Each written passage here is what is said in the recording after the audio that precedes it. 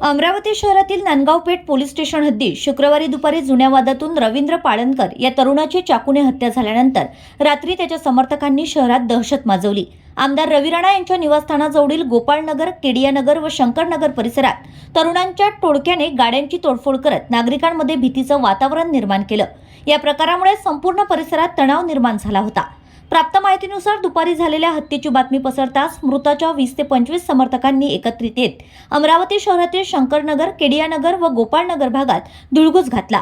या टोळक्याने 7 ते 8 चारचाकी वाहनांसह अनेक दुचाकींची तोडफोड केली। काही ठिकाणी नागरिकांना मारहाणही करण्यात आली। भाई का मर्डर हो गया, चलो घर पे छुप जाओ अशा धमक्या देत हल्लेखोरांनी परिसरात दहशत निर्माण केल्याचे प्रत्यक्षदर्शींनी सांगितले। या घटनेनंतर नागरिकांमध्ये भीतीचं वातावरण पसरलं। घटनेची माहिती मिळताच मोठ्या प्रमाणात पोलीस बंदोबस्त तैनात करण्यात आला।